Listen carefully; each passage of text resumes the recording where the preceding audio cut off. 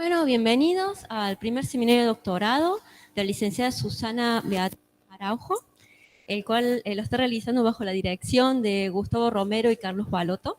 Así que se titula Magnetares, estrellas de neutrones jóvenes e inestables, ¿cómo lidiar con ellas? Perfecto, muchas gracias. Bueno, ese es mi nombre para aquellos que no me conozcan. Y como dijo Luciana, estoy trabajando con Gustavo Romero, que es del Instituto Argentino de Radioastronomía, y con Carlos Balotto, que es de acá del IAT, ¿sí? Bien, la motivación detrás de este seminario es el motivo bajo el cual estoy haciendo mi doctorado, que se trata de investigar la emisión en radio de magnetares realizando la búsqueda de giant pulses y fast radio bursts con los radiotelescopios Dr. Carlos Bersavsky y Esteban Bajaja del Instituto Argentino de Radioastronomía. A buenas y primeras se me ocurren 4 conceptos con los cuales pueden no estar familiarizados, que son la emisión en radio, los magnetares, los pulsos gigantes y los fast radio bursts. Entonces la idea de este seminario es centrarme en estos 3 primeros y que se vayan con una idea de qué es la emisión en radio, particularmente de magnetares, y qué son los pulsos gigantes, ¿sí? Para mi próximo seminario mencionaré respecto a los fast radio bursts y su link que tienen con los magnetares y hablaré más de técnicas observacionales. Sí, de esta manera es que lo diagramé al seminario. Voy a hablar primeramente de estrellas de neutrones, luego hablaré de las propiedades observacionales magnetares y mencionaré el trabajo de investigación que estoy realizando. Este es un esquema evolutivo de estrellas, dividido en estrellas masivas y estrellas tipo Sol, y una estrella de neutrones es el estadio final de la evolución de estrellas masivas con masas entre 8 masas solares y 30 masas solares. La peculiaridad que tienen estas estrellas es que durante el colapso gravitatorio del núcleo conformado con hierro, colapsa hasta un punto en que aumenta la densidad tanto que llega a densidades similares a la densidad del núcleo atómico, ¿sí? Y como este colapso pasa a una estrella masiva en una estrella de un radio de aproximadamente 10 kilómetros, el campo magnético aumenta de valores de aproximadamente 1 Gauss a órdenes de 10 a la 12 Gauss, y las velocidades rotacionales también sufren un incremento extremadamente grande. Es como pensar en una patinadora sobre hielo, que tiene los brazos extendidos y después acerca los brazos hacia su cuerpo. Aumenta la velocidad de rotación, ¿sí? Bien. Ahora, las estrellas de neutrones pueden emitir radiación pulsada, y las estrellas de neutrones que emiten radiación pulsada las llamamos púlsares, ¿sí? El concepto de estrella de neutrones se propuso desde antes de que se descubrieran, y la primera evidencia científica de que estrellas de neutrones existían fue el descubrimiento de 1967 del primer pulsar que hicieron Jocelyn Bell y su director de doctorado, Anthony Hewish, en el cual detectaron un pulso que se emitía regularmente, equiespaciado en el tiempo, ¿sí? Este tipo de emisión equiespaciada es lo que llamamos efecto faro, y se ven pulsos individuales que se emiten cada un cierto periodo P. La característica que tiene es que cada uno de esos pulsos individuales son variables, o sea, varían entre sí, pero el periodo al cual se emiten es extremadamente regular, ¿sí? Si yo me di que el primer pulso vino y después el próximo vino cada un segundo, todos los otros pulsos van a venir con una cadencia de 1 segundo, ¿sí? Si bien se conocen desde aproximadamente 55 años estos objetos, la física detrás de la emisión de ellos todavía no se explica completamente, ¿sí? No hay un modelo que explica autoconsistentemente la emisión en radio, en rayos X y otras longitudes de ondas. Entonces, investigarlos trae mucho interés astrofísico. Además, se pueden estudiar otras áreas, además de la física interna de ellos, como por ejemplo cuestiones de la teoría de la relatividad en general, y una de las cosas que se puede estudiar observándolos es la ecuación de estado en el interior. Hay modelos que tratan de explicar qué es lo que ocurre en su interior, pero con observaciones de púlsares en longitudes de onda de radio se puede estudiar a través de ciertos fenómenos observacionales y se puede inferir qué es lo que está ocurriendo en su interior o a su alrededor, ¿sí? Bien. Ahora, hablando de los púlsares, todos los púlsares son estrellas de neutrones, pero no todas las estrellas de neutrones tienen radio. Pero entonces, si hablo de un púlsar, estoy hablando de una estrella de neutrones. Y en particular, los púlsares se estudian en radio, así que me voy a decantar por hablar directamente de los púlsares. El modelo de su composición es que tiene distintas capas como una cebolla, tiene una corteza superficial que está formada por nucleones degenerados, y hacia su interior aumenta la densidad de manera tal que llegamos a densidades del orden de 10 a la 18, y en esas capas internas tenemos superfluidos, superconductores de neutrones y protones que van cambiando de neutrón a neutrón, etc. Estas capas de superfluidos serían las responsables de generar los campos magnéticos extremadamente altos que se observan en este tipo de estrellas, ¿sí? Los modelos que se siguen simplificados indican que la masa típica de las estrellas de neutrones, esto además está corroborado con observaciones, es de aproximadamente 1.4 masas solares, y un radio que llega a ser más o menos de 10 kilómetros, ¿sí? Cuando uno calcula la densidad, es más o menos tener 10 a la 8 toneladas por centímetro cúbico. Después, hablando de la física de un púlsar, una de las cosas más interesantes son los campos magnéticos que se generan, ¿sí? Tienen campos magnéticos superficiales aproximadamente de 10 a la 2 Gauss. ¿Está bien? Como dije previamente, se piensa que en el interior de la estrella de neutrones se tienen superfluidos conductores que generan supercorrientes, y estos generan el campo superficial magnético sobre la superficie. Entonces se puede pensar a la estrella de neutrones como una esfera metalizada rotante, que tiene un campo magnético muy fuerte en su superficie. Tenemos los nucleones degenerados sobre la superficie del magnetar, que como están en un campo magnético, van a sufrir una fuerza de Lorentz. Esta fuerza de Lorentz hace que las partículas positivas y negativas se separen, una van a ir hacia un polo y las otras van a ir hacia otro polo, y eso, y lo que termina ocurriendo es que como el campo magnético es tan alto, las partículas de la superficie de la esfera se desprenden. La fuerza es tan fuerte que supera la fuerza de la gravedad y se genera un plasma de partículas aceleradas alrededor de la estrella de neutrones, ¿sí? Esas partículas van a ir por encima de las líneas de campo magnético que se genera, y se genera este plasma alrededor que llamamos magnetósfera. ¿Está bien? Ahora, tenemos un objeto que está rotando a medida, y tenemos estas partículas que están rotando con él. A medida que nos alejamos de la estrella de neutrones, la velocidad tangencial de esas partículas sobre las líneas de campo va a ir aumentando. ¿Hasta qué punto? Hasta que llega a la velocidad de la luz, ¿sí? Hay un radio límite que pueden tener estas partículas, a partir del cual ya no van a estar sobre las líneas de campo magnético cerradas, y vamos a encontrarnos con que solamente tenemos líneas de campo abiertas, ¿sí?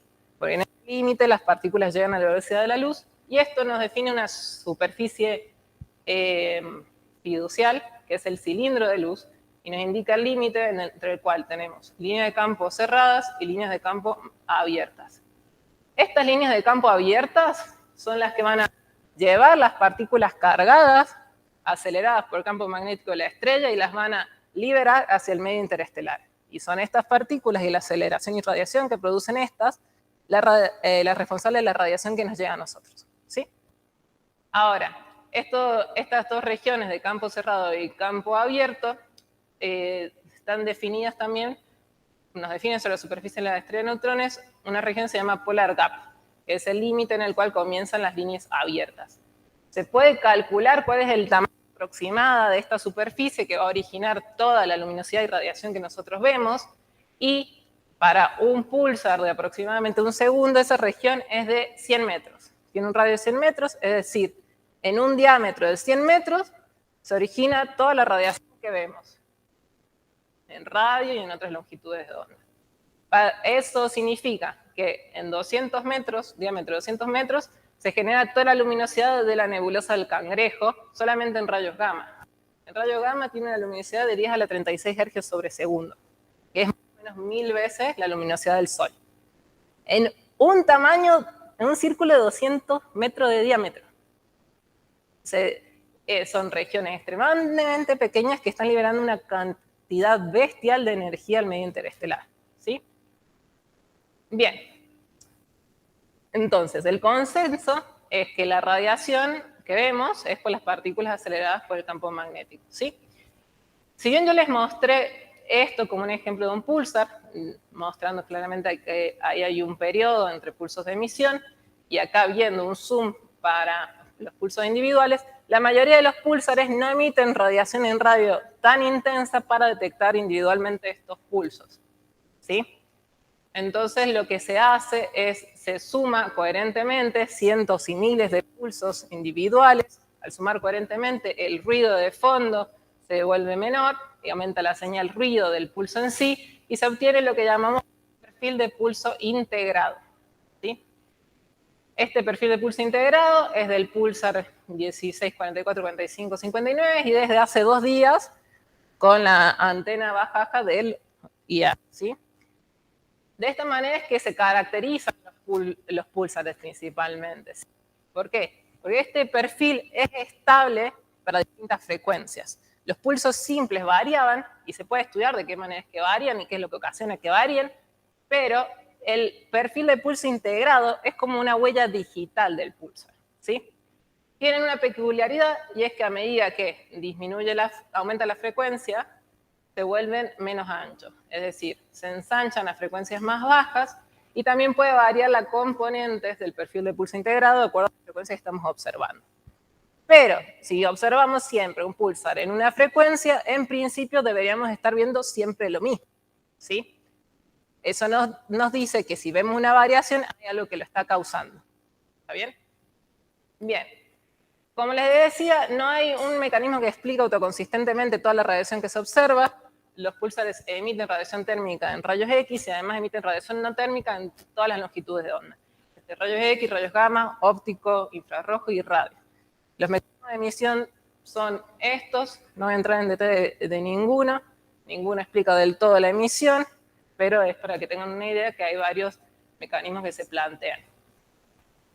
Si bien el mecanismo por el cual se genera la energía o se mantiene la energía a lo largo del tiempo para explicar la radiación, no se sabe a ciencia cierta, sí se sabe que la energía tiene que provenir de que está perdiendo energía rotacional cinética. Y esto es por evidencias observacionales.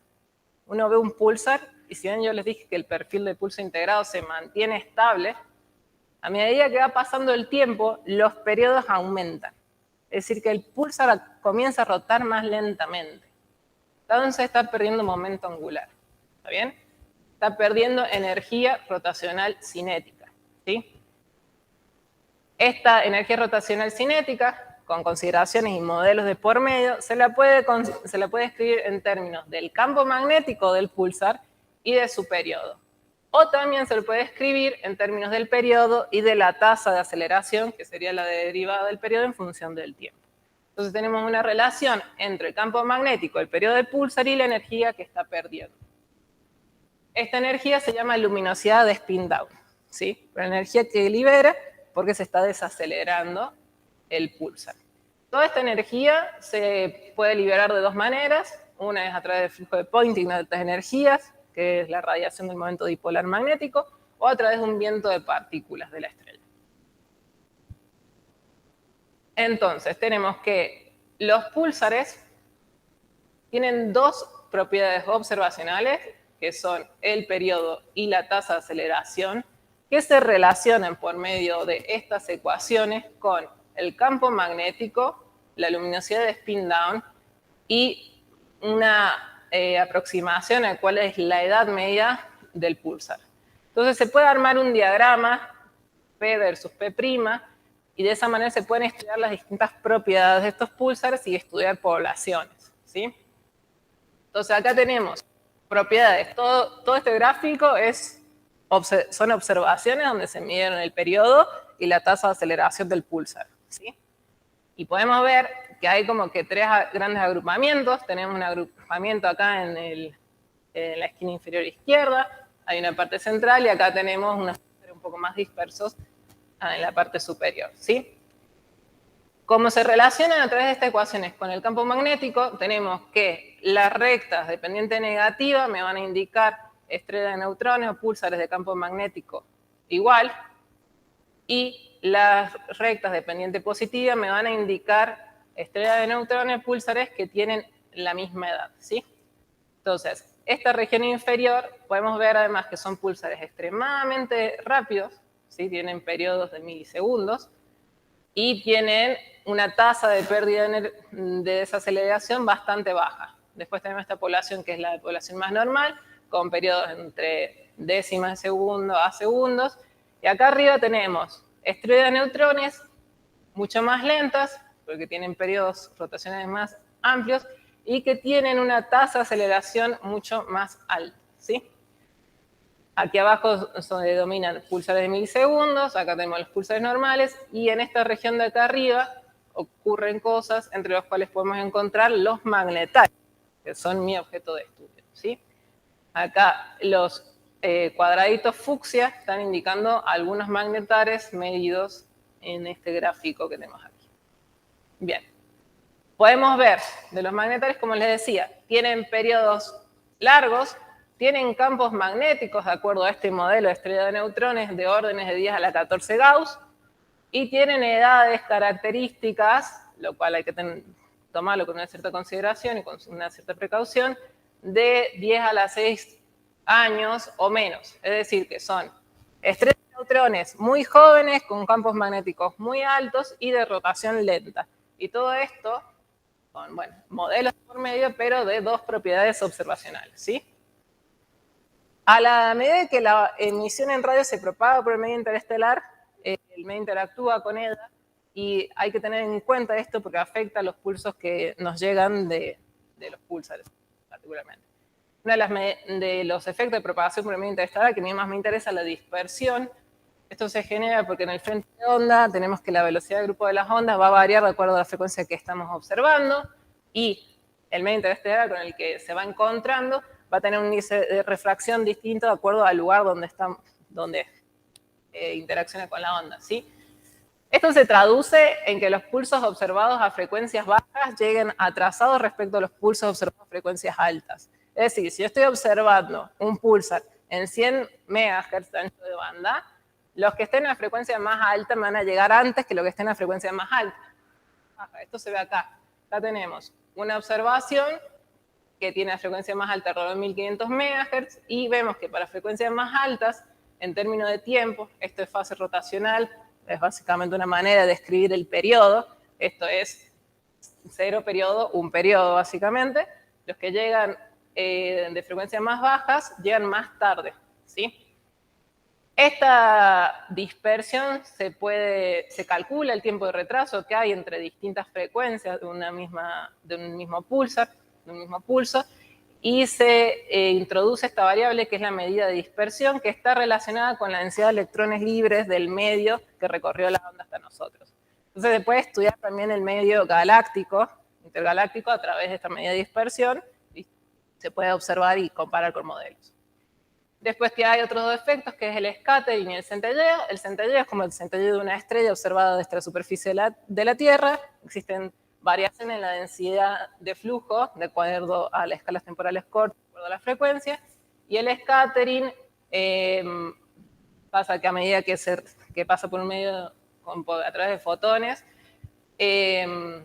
sufre una refracción y el perfil resultante es equivalente a convolucionar el perfil del pulsar con una exponencial, ¿sí? Esto se ve acá, que tenemos un perfil prácticamente no afectado por scattering, y se ve que a frecuencias más bajas el scattering afecta más, y se ve ahí un pulso con una cola exponencial. Entonces, estos son efectos observacionales en la emisión en radio y se tienen que tener en cuenta para recuperar un pulso. Bien, acá voy a introducir brevemente qué es el pulsar timing, que es la metodología a través de la cual se pueden estudiar los pulsos individuales y los perfiles de pulso integrados de estrellas de neutrones que emiten en radio. Y la idea de esto es que la radiación del pulsar está dispersada por el medio interestelar, se la dispersa, se trata de encontrar en qué fracción del periodo es que debería de sumar todos los pulsos por el método que se llama plegado para formar el perfil de pulsor integrado. Esto se compara con algún modelo, se calculan residuos, estos residuos van a estar relacionados con la diferencia del tiempo de arribo de los fotones, con el tiempo de arribo, modelo había calculado, eso se estudia y nos puede indicar distintas cosas que están ocurriendo en la estrella, ¿sí? Bien, ahora sí, magnetares. Los magnetares, a grandes rasgos, son una clase particular de estrella de neutrones que están rotando, tienen periodos de rotación más lentos, tienen un campo magnético extremadamente alto, y actualmente hay solamente 30 magnetares. Son todos magnetares galácticos, son estrellas de neutrones dentro de la galaxia. Se propuso inicialmente la existencia de los magnetares debido a que emisiones que se veían en rayos X de soft gamma repeaters y de anomalous X-ray pulsars no se podían explicar por ningún otro modelo. Entonces se propuso que tenía que existir una estrella de neutrones que estuviera aislada, es decir, que no tuviera un acompañante, que tuviera campos magnéticos tan altos como estos que estoy mencionando acá, de 10 a la 3 a 10 a la 15 Gauss, y que la emisión en rayos X se produce por el decaimiento de estos campos magnéticos a lo largo del tiempo, ¿sí? Como les mostré en el gráfico previo, habíamos dicho que los magnetares tenían una tasa de aceleración mucho más alta respecto a las otras estrellas de neutrones. Es decir, varía mucho su periodo en escalas cortas. Se están desacelerando rápidamente. Entonces, desaceleración implicaría algún tipo de liberación de energía. Si bien pueden perder energía por pérdida de energía rotacional cinética, no es suficiente la pérdida de energía rotacional cinética para explicar esta emisión en rayos X. Entonces, de ahí viene que tienen que tener campos magnéticos extremadamente altos y que pierden energía porque el campo magnético está variando, porque se está reduciendo el campo magnético a lo largo del tiempo. Las características de esto provienen de evidencias que se observaron. Hubieron 3 flares gigantes de soft gamma repeaters, en que las luminosidades y características de esto indicaba que tenía que existir un campo magnético así de alto, los bursts cortos de AXPs y SGR, y también hay un fenómeno transitorio que se llama un quasi-periodic oscillation. Todo esto es radiación que se observa en rayos X y en rayos gamma, ¿sí? Todas estas observacionales indicaban que necesitaba una estrella de neutrones con un campo magnético alto y que se estaba variando su campo magnético a lo largo del tiempo. Y luego, además, si se utiliza el modelo de estrella de neutrones, se puede decir, bueno, el campo magnético de esta estrella tiene que ser de 10 a la 12, de 10 a la 15 Gauss, ¿sí? Las observacionales de los magnetares se clasifican en emisión persistente, es decir, que se observa a lo largo del tiempo y se mantiene, o en emisión transitoria. Son de los objetos observados en rayos X que tienen una fenomenología muy rica de eventos transitorios. En la emisión persistente se puede ver radiación en rayos X que está modulada con el periodo rotacional de la estrella. Acá podemos ver un ejemplo de eso. Tenemos 16 magnetares distintos. Esto es fase, es decir, acá es comienzo del periodo y acá acá hay un periodo, acá hay 2 periodos. Y esto es el flujo en rayos X en la banda de 1 a 10 kiloelectronvolts, ¿sí? Entonces podemos ver que es emisión que está siendo modulada por un periodo, por una cierta banda. Además se puede estudiar el flujo en rayos X de los magnetares. Este es un flujo en rayos X con observaciones de Swift y de Nustar. Tenemos energía en el rango de 1 a 10 kiloelectronvolts y los modelos que se están usando son muy variados, son muy distintos, no terminan de explicar del todo, pero el modelo que usaron para ajustar estos datos fue una curva de Planck y 2 leyes de potencia.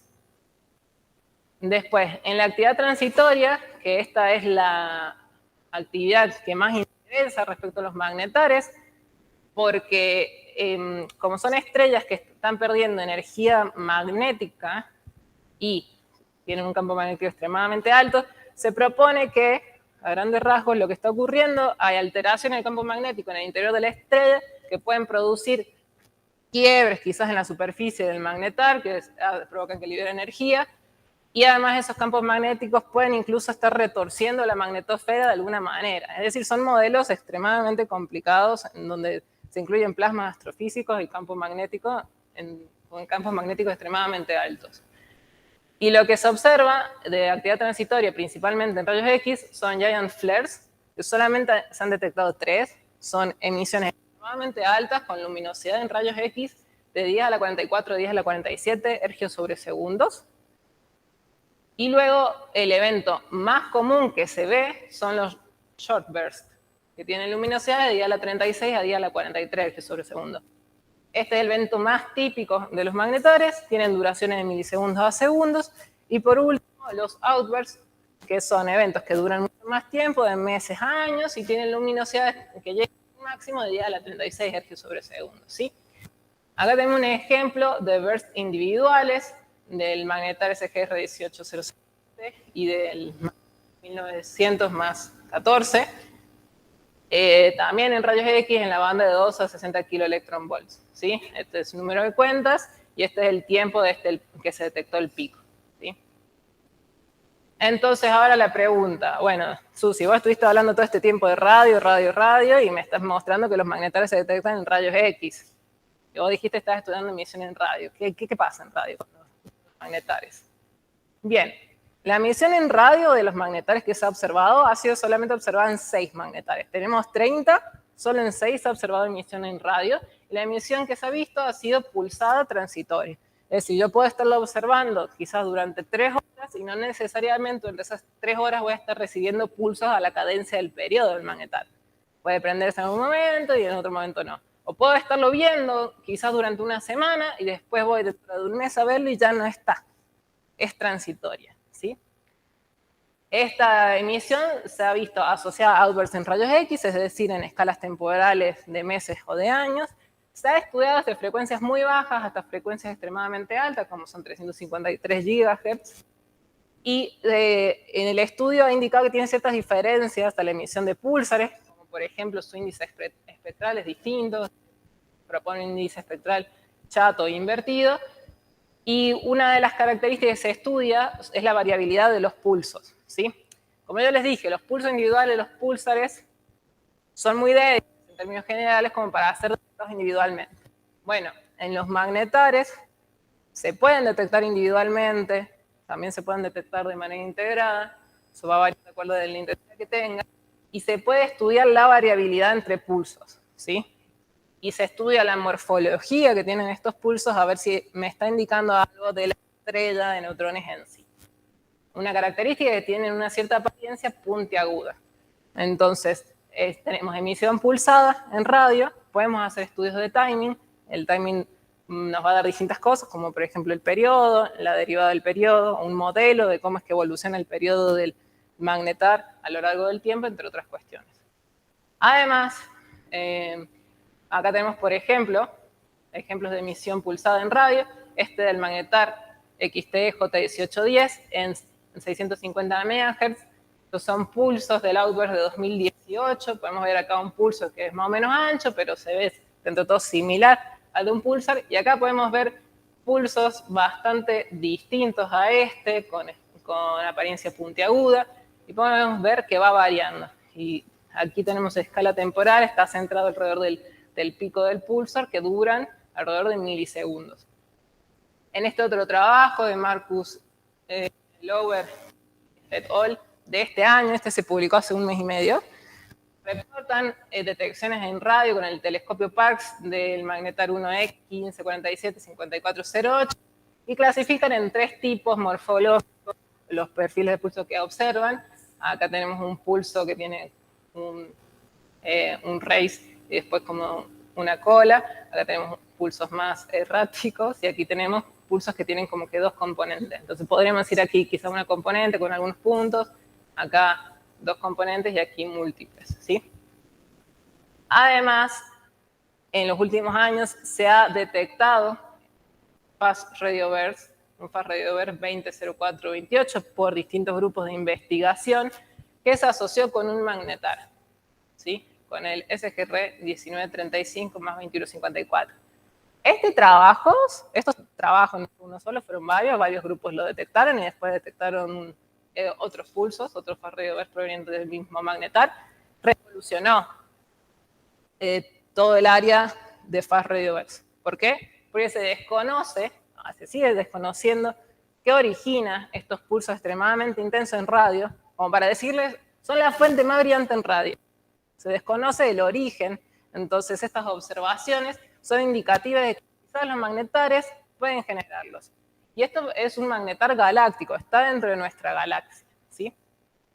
Entonces, estudiar la radiación pulsada de magnetares nos sirve para entender mejor la fenomenología espectral y transitoria de estos objetos y ver características observacionales de los mismos. Se puede modelar, como dije, el periodo, su derivada respecto al tiempo, entre otras cosas. Y además puede darnos alguna luz sobre el origen de los fast radio bursts. Entonces, es un área de radioastronomía está en auge y son objetos de estudio que se pueden detectar o no.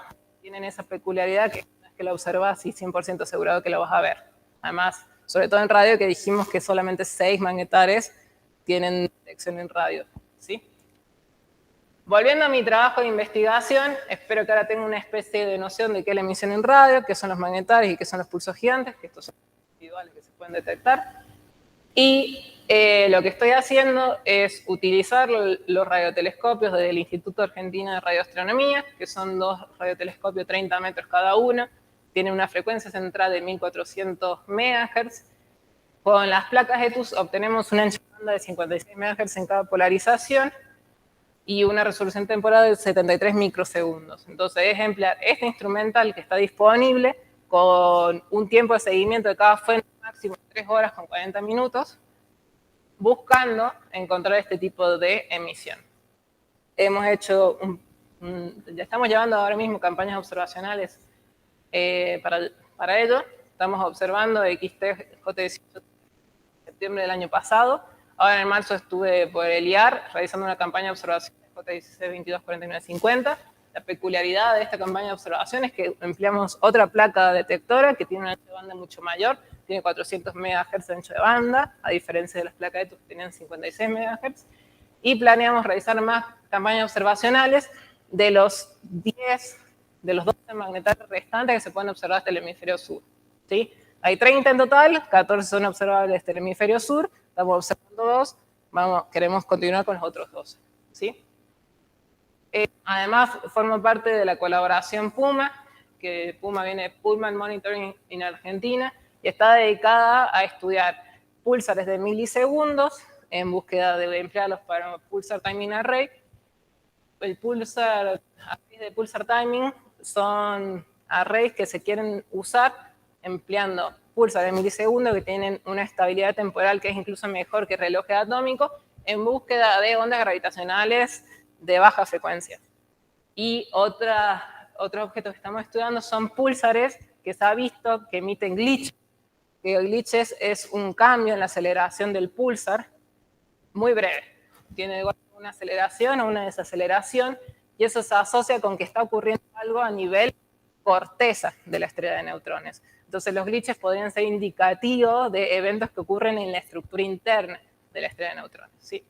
En ese sentido, en diciembre detectamos un glitch de J1740 y lo reportamos en el Astronomer's Telegram, que es un canal de comunicación en el cual se reportan eventos transitorios. Los fast radio bursts también se reportan a través del Astronomer Telegram, las supernovas también, y en general los fenómenos transitorios se reportan a través de este canal, ¿sí?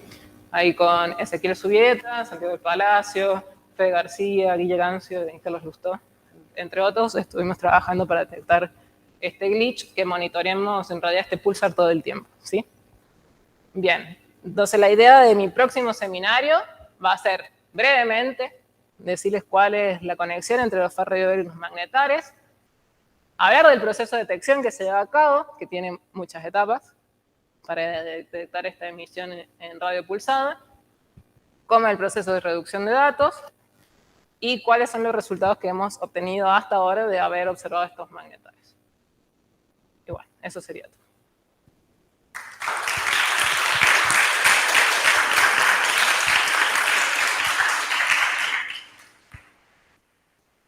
Bueno, muchas gracias. Muy lindo seminario. No sé si alguien quiere hacer preguntas.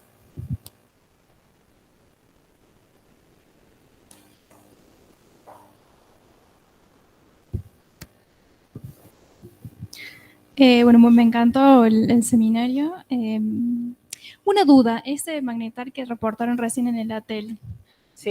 ¿qué frecuencia tiene? Porque veía que podían ser frecuencias de entre 1.3 y O sea, es un pulsar. un pulsar. ¿Eso cuánto es entonces? Este pulsar tiene No un periodo sé. de milisegundos. Milisegundos. Sí. Sí. Ah. Vamos.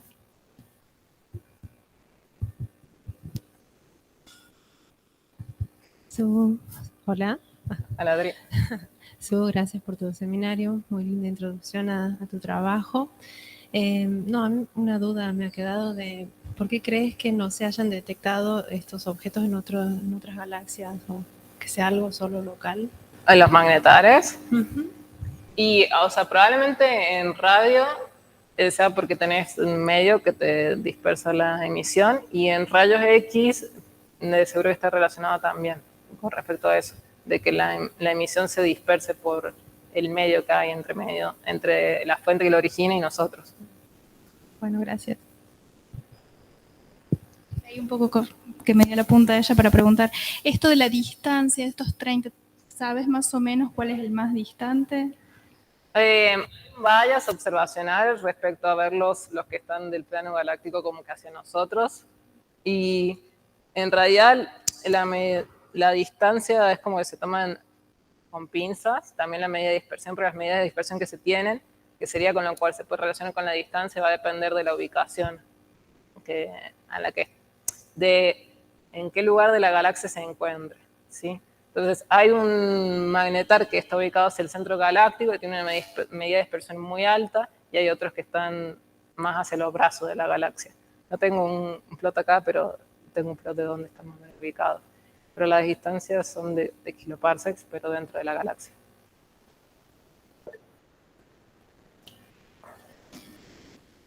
Ok.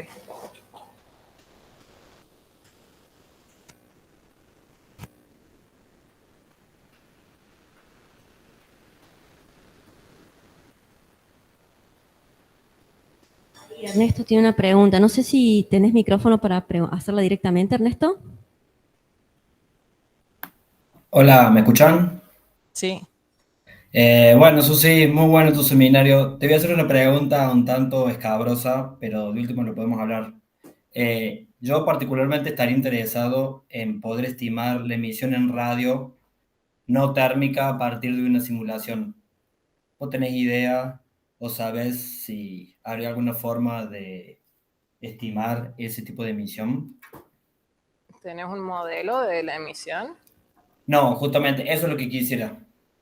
Yo tengo una simulación donde conozco la densidad del plasma, temperatura, velocidad, campo magnético, y quisiera saber si tenés conocimiento de algún modelo de emisión en radio no térmica que pueda estimar a partir de lo que yo sé en la simulación. Sé que en una materia que hice veíamos cómo modelar de acuerdo a los procesos de emisión que se estaban considerando. O sea, se debería de poder hacer. ¿Cómo? Bueno, No lo me sé. me interesa mucho. Ok, después lo hablamos entonces. Dale, porque nosotros hemos hecho algún trabajo de unas cosas, de unas estructuras que modelamos en la corona solar. Y hemos hecho un primer trabajo estimando la emisión en radio, pero térmica, que es mucho más fácil, porque es un brainstorm térmico. Y si pudiéramos saber cómo estimar, aunque sea aproximadamente, la no térmica con algún proceso, eso la verdad que sería un golazo. Bueno. En fin, bueno, gracias. Agradecemos nuevamente a